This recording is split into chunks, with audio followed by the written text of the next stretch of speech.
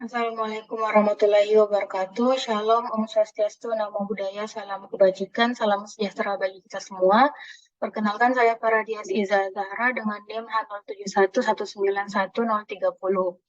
Yang saya hormati Bapak Dr. Eng Armin Lawe SSI MN selaku dosen pembimbing utama. Yang saya hormati Bapak Insinyur Elia Akanta Manapa Sampetoding Eskom Mkom selaku dosen pembimbing pertama. Yang saya hormati Ibu Rosalina Amran STMN dan Bapak Edi Saputra Rusdi SSI MSI selaku dosen penguji. Pada kesempatan ini saya akan mempresentasikan proposal skripsi saya yang berjudul Analisis Perbandingan Klasifikasi Traffic Network Aplikasi Over the Top dengan Algoritma Convolutional Neural Network, Long Short-Term Memory, dan Bidirectional Long Short-Term Memory. Yang pertama yaitu bab 1 pendahuluan.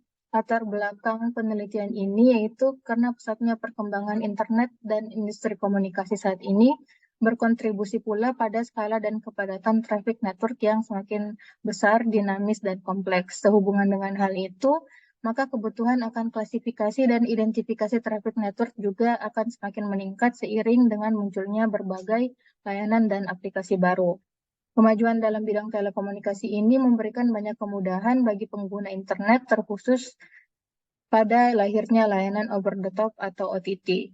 OTT merupakan layanan media secara general yang disajikan langsung kepada pengguna dengan mengandalkan jaringan internet. Contoh layanan OTT seperti WhatsApp, YouTube, Instagram, Skype, Twitter, dan lain-lain.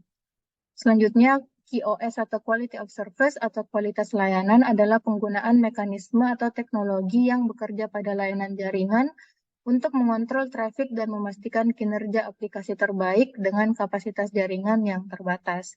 Klasifikasi dan identifikasi traffic network merupakan salah satu teknik yang digunakan untuk mampu meningkatkan quality of service. Namun, kebutuhan klasifikasi traffic network dipersulit dengan meningkatnya penggunaan protokol terenkripsi yang menjadi praktik standar dalam bidang keamanan jaringan saat ini.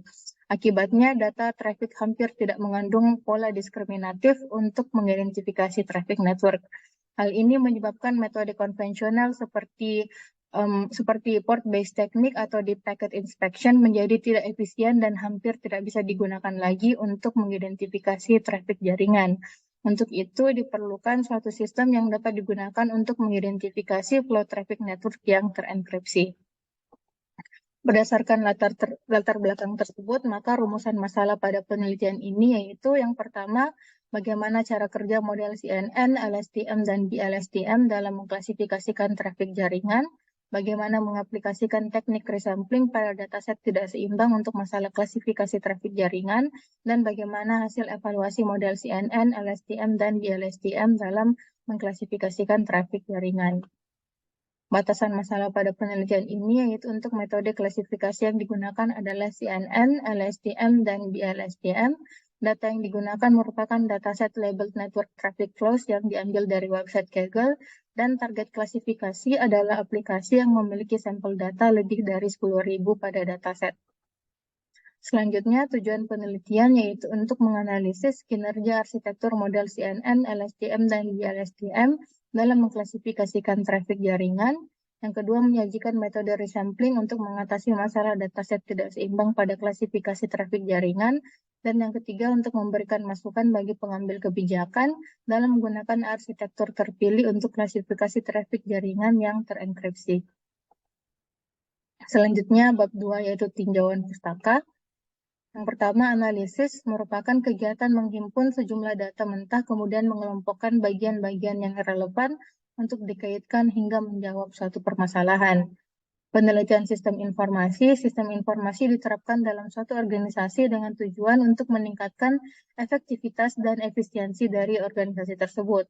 Hasil dari penelitian sistem informasi berguna bagi organisasi atau komunitas untuk mengembangkan sistem yang telah ada sehingga tercapai optimalisasi strategi dari organisasi tersebut. Selanjutnya, layanan OTT atau over the top mengacu pada layanan yang mengirimkan audio, video, dan media lainnya melalui internet dengan memanfaatkan infrastruktur yang digunakan oleh operator jaringan tanpa keterlibatan mereka dalam kontrol atau distribusi konten. Klasifikasi trafik jaringan berguna untuk mengetahui flow atau alur aplikasi dalam satu jaringan. Klasifikasi trafik jaringan adalah langkah pertama untuk menganalisis dan mengidentifikasi berbagai jenis aplikasi. Deep learning merupakan salah satu bidang dari machine learning yang memanfaatkan jaringan syaraf tiruan untuk implementasi permasalahan dengan dataset yang besar. Selanjutnya, CNN atau Convolutional Neural Network atau jaringan syaraf tiruan adalah jenis jaringan secara khusus untuk memproses data yang memiliki topologi jala atau grid-like topology. CNN mengekstraksi fitur dari input data menggunakan lapisan yang terdiri dari operasi konvolusional.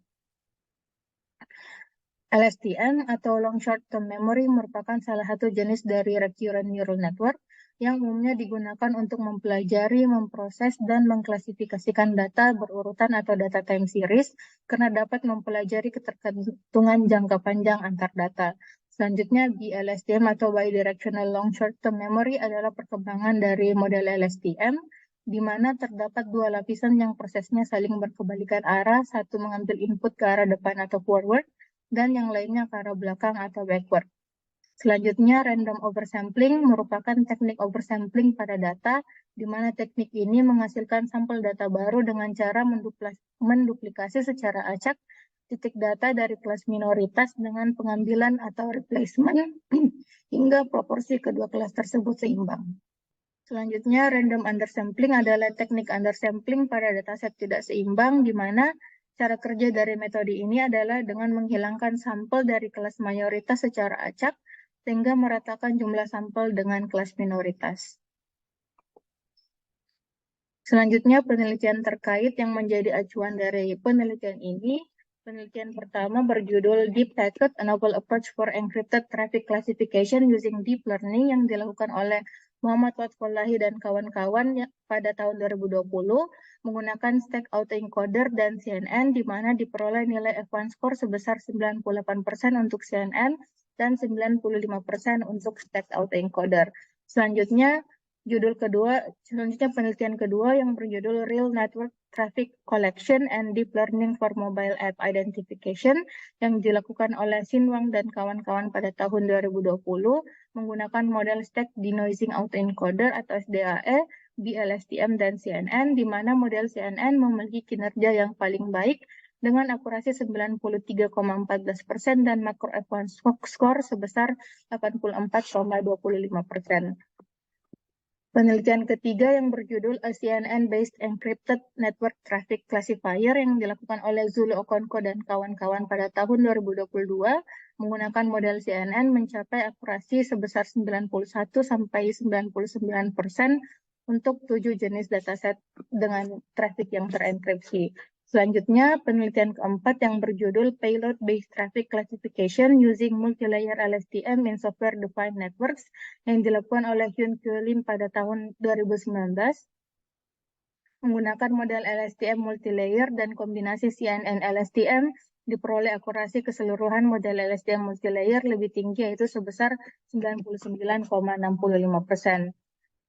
Penelitian kelima berjudul End-to-End Encrypted Traffic Classification with One-Dimensional Convolutional Neural Networks yang dilakukan oleh Wei Wang dan kawan-kawan pada tahun 2017 membandingkan model 1D CNN dan 2D CNN.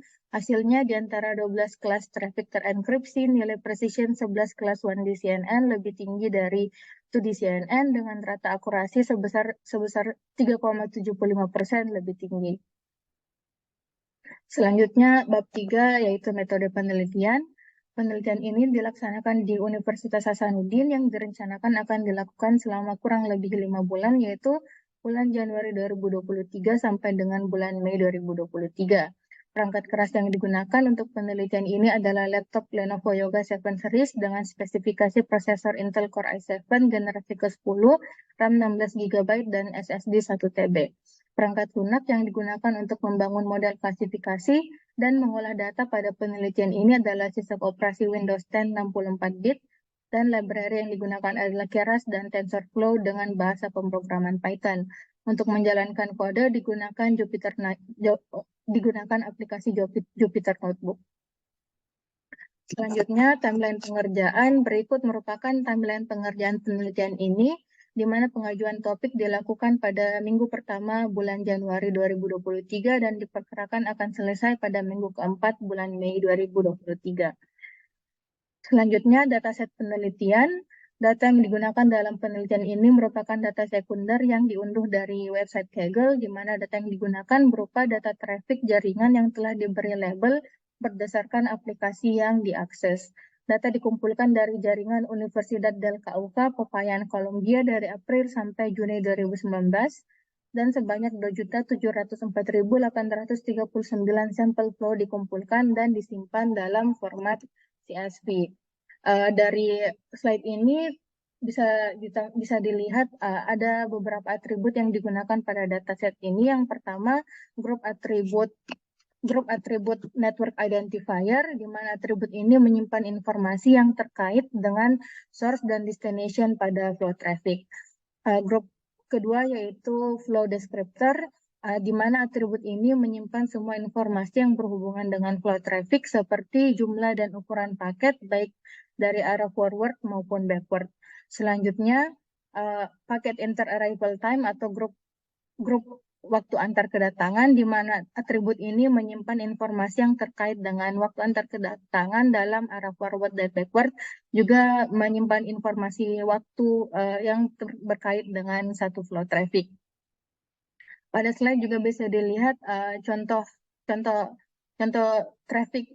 flow traffic dari aplikasi WhatsApp, YouTube, Skype, dan Instagram. Selanjutnya, alur kerja penelitian. Jadi yang pertama kali dilakukan dalam penelitian ini yaitu mengumpulkan data traffic flow aplikasi dari website Kaggle. Selanjutnya, peneliti melakukan eksplorasi data untuk memahami data sebelum dilakukan proses pre-processing. Selanjutnya, tahap pre-processing dan pembersihan data, di mana ada beberapa tahap dalam pre-processing ini. Yang pertama yaitu filter dataset, di mana data yang diambil dari dataset ini adalah aplikasi yang memiliki sampel data lebih dari 10.000. Selanjutnya dilakukan penghapusan pada layanan-layanan yang tidak termasuk dalam layanan over the top. Selanjutnya, feature encoding dan label encoding, di mana atribut yang bertipe data objek atau kategorikal diubah menjadi integer. Selanjutnya dilakukan proses penghapusan atau drop pada atribut-atribut non-numerik seperti flow ID dan beberapa atribut yang bertipe data Unix. Selanjutnya split data, di mana dataset dibagi menjadi 3 bagian, yaitu data latih, data validasi, dan data uji. Selanjutnya dilakukan resampling pada data latih atau data train. Setelah itu dilakukan training model dengan menggunakan model CNN, LSTM, dan DLSTM. Setelah model di training, selanjutnya hasil training dari model tersebut digunakan untuk mengklasifikasi traffic flow dengan data uji atau data tes. Hasil dari klasifikasi tersebut dilakukan proses evaluasi kinerja model.